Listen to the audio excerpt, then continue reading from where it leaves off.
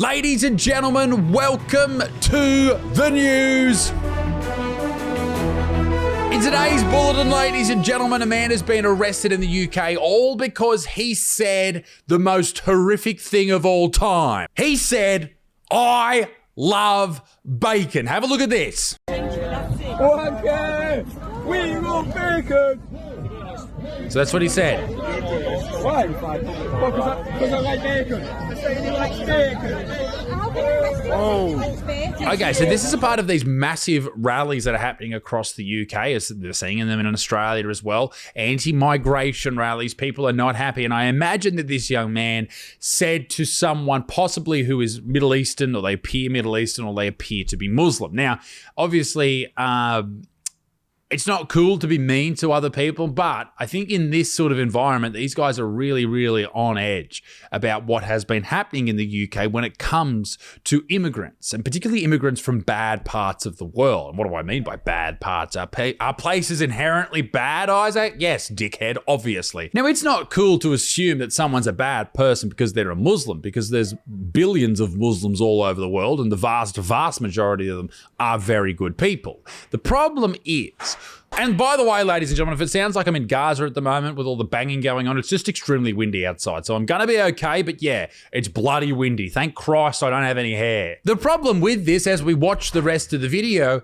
is he has just been arrested, detained, locked up, whatever you want to call it, because he said 3 words. I love bacon. That's all he said. I love bacon. And he's saying that to a Muslim person because Muslim people don't eat pig, right? They don't eat pork. Pork is classified as nanjas, meaning that it's inherently unclean and defiling, which I think basically goes back in the day when pork was just riddled with parasites, right? I think that's why things like pork are often included in religions as things you don't eat, because often they were very unclean back in the day. But should this guy be arrested for saying 3 words in a free country?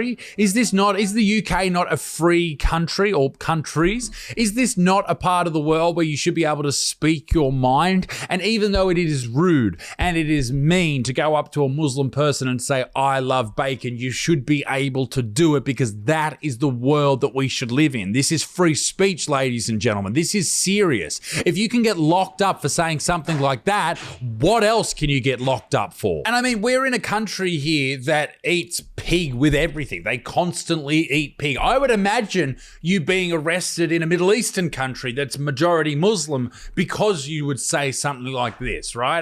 But even there, that's probably not illegal. That's probably not a problem, because even they would know over there, even though religion is such a massive deal for Muslim people, even they know that this is just someone's opinion or words that they're saying. They're not hurting anybody. They're not declaring violence. They're not attacking someone. That is fucking madness. And this is why we are seeing people march through the streets in the UK, in Australia, all over the world, where their freedoms and their ability to live as citizens in the way that they choose is being impinged upon to protect the feelings of other people. It is absolutely disgusting. And England itself, the government, should be absolutely ashamed for treating their people like this. Let me ask you this question too. If the roles were reversed and a Muslim person said a mean thing about Jesus to this guy, would he be arrested?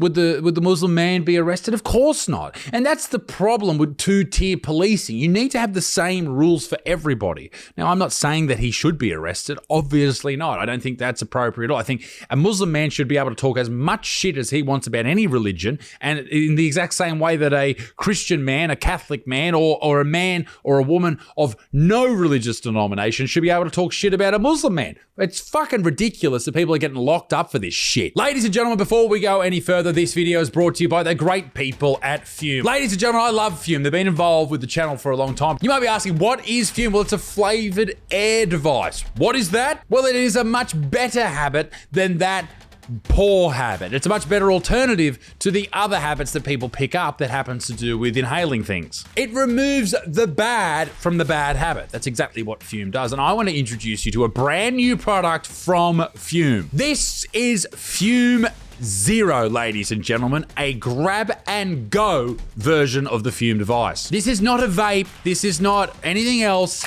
All it is, ladies and gentlemen, is flavored air. I'm going to give it a go right now. Okay, so as soon as you unpackage it, you can smell it, and you give it a little twist, and that opens up the airflow. Yeah, it tastes nice. It tastes yummy, actually. Peach flavor, beautiful, like it, nice, very good. Ladies and gentlemen, there are zero barriers for you to get involved with Fume today. It's a brand new movement, and there is no vape, there is no vapor, there is no nicotine, there is no batteries, just flavored air. That's it. Fume Zero starts at just $24.99 USD. Get involved today, ladies and gentlemen. It's a fantastic way to stop those dirty habits. Try it now at tryfume.com/products/Fume Zero, spelled exactly like that, or just scan this QR code, ladies and gentlemen, and get involved with this movement today. Thank you, Fume, and now on with the video. On the topic of people getting in trouble for shit that doesn't matter, I want to give a quick shout out to Rich Sheely, because he was a part, with his mate, a part of the Edinburgh Fringe Festival in Scotland, in Edinburgh, and I love Edinburgh, beautiful part of the world, can't wait to go back there. But we've noticed this year a lot of shows are getting cancelled. They're not getting cancelled because of ticket sales, they're getting cancelled because people are calling them out for being quote unquote problematic. Let's hear what the problem was with this show, and let's find out whether or not this is a little bit fucked or not. In a new segment I like to call Fucked or Not. We just had our Edinburgh Fringe show cancelled because of a TikTok made by someone who didn't even see the show. All was going well, 10 days in, selling out each night, and some random lady posts this. So they're killing it, and then one lady sees a problem with it and has to make a TikTok on it. Did a poster, don't know if it's a Fringe show or it's a Diddy party. I'm not usually one to make like a big stink for no reason on social media. Bullshit, I call bullshit on that. With a fringe like that, I guarantee you make a stink on social media all the time. I guess that's funny enough. Do better, shite chat. Our show was making fun of Diddy, literally mocking him and calling out celebrity elites for the awful things they do. Each night we bring a bunch of guest comedians on who do dirty and dark humour. This is the poster. Okay, so he's having a Diddy party, which is a joke in of itself. He's got a poster here where Diddy has some sort of liquid on his front. Maybe it's baby oil. He also has baby oil around his... Like, obviously this is a joke. This isn't a celebration of Diddy. How can you get that mixed up, you fucking dense fuck? Clearly satirical. They claim we were glorifying Diddy. How could anyone think we were painting him in a positive light? We made him look fat, and he has cum on his chest. I thought that's what it was. After the TikTok, people started contacting the Fringe and the venue to cancel the show. Some complained that we were dressing up as Diddy and doing blackface, which never happened. Well, that's the problem. It should have. That's exactly what you should have done. Wow, that's crazy. Who the fuck is this lady, and why are people... Imagine being so upset that you see a Diddy poster, that number one, you make a TikTok, but then you see someone's TikTok about the Diddy poster, and then you start calling up venues and demanding that they stop the show. Stop the show! You fucking weak... Now she's even rubbing it in. Oh, made a TikTok calling out unfunny comedians who made an entire Fringe show about Diddy, the Diddy trial, that poked fun at sexual abuse victims. Did it? 80k views in 3 days, and the show has been pulled. Sorry, boys. Better luck next time. I don't know what your name is. I don't know who you are, but you are a sad, sad woman. And you know what? I'm never been one to encourage going and commenting on people's shit, and this is no different. Don't do that. Her negative shit attitude and boring attitude in life will catch up with her anyway. She'll end up with some bloke who's just sucks, just some angry fucking shit boring soy boy beta cuck, and get married to him, have some shit ranger kids, and have a terrible time in life. Meanwhile, these other comedian guys, they'll have a good existence, enjoying themselves, and they'll get over this. But it is shit that this was brought down upon them for no good reason. Diddy is a piece of shit, and making fun of him is just what you should be doing. This is crazy. We stand to lose about 5,000 in lost sales, merch and marketing costs, and the worst bit is, none of these people ever saw the show. We're not looking for pity. We don't want to dogpile on the person who made the TikTok. No, you don't want to dogpile on her. She's got nothing. It's not even about her at this point. It's about the type of environment that she lives in. We just want to keep making comedy. I've worked with these guys for years. They treat women really well. Oh, don't bring another woman in to say you treat women well. It sounds like you're actually a bad group of people. They genuinely care. It's so unfair what happened. Mark and Richie are two outstanding comedians who are even more outstanding as people. I don't know if I like these like vox pops that they're a good person. I should have done that when I got cancelled. I get everyone who I know who has dark skin to say he's not a racist, which would be no one because I don't know anyone with that. Anyway. And it deserves a home at the Fringe. What, they're from Ireland? Nobody hates the Irish. This guy, Kyle Legacy, I want to point him out. He's an asshole, all right? I've known him for 10 years. He's a very good friend of mine. And I wouldn't listen to him ever. In the Perth Fringe, I think it was, or it might have been the Adelaide Fringe in Australia, he set me up on stage one night and he said to the audience before I even got to the venue, I just sold out all my shows. I was killing it. My first time ever doing a Fringe Festival. This is like 2018. He said, don't laugh at anything he says. So they don't laugh at anything I say. And I just go on this horrible, mean rant on stage where I'm calling this woman in the front row a She gets like upset and stands up and yells at me. It was horrific. Anyway, fuck you, Legacy. If you believe in fair play and standing up against false accusations, please share this video. If you're in Edinburgh, please come to our show, our new show, Bad Boys Comedy Party, and help us cover the loss so we can keep going. It's just a joke. I don't know anything about these guys, but they have a new show. I don't know if the Fringe Festival's even still on, but it's called Bad Boys Comedy Party. Why does it have to be boys? Why can't they be women, you fucking filthy sexists? Moving swiftly onwards to employment news in Australia, and young women in this country are doing fantastically well. They're getting jobs in some important segments of the working world, including this young lady, Isabella Fox, who got a job at 18 years old in a brothel. Wow. Doing well, babe. Let's check out her first day. I decided to give sex work. I called my dad wild, I know, and he told me if I was going to do this to make sure I picked a safe and reputable place. At 18, I stepped into this Gotham City for the first time, and in my first shift, I saw more men than I'd slept with total personally at that point and made $1,000 cash. Why are you doing this at 18 years old? Like, no hate to brothels. I think brothels play a very important role in society, right?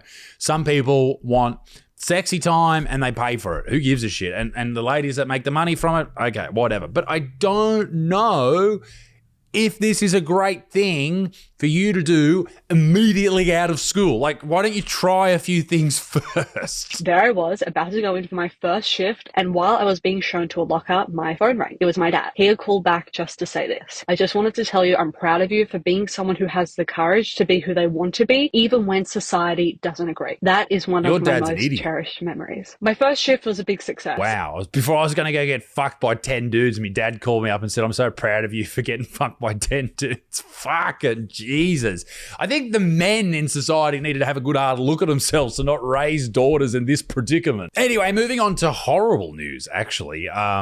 Last week, there was a horrible shooting that took place in the United States. A transgender person decided to unalive some kids.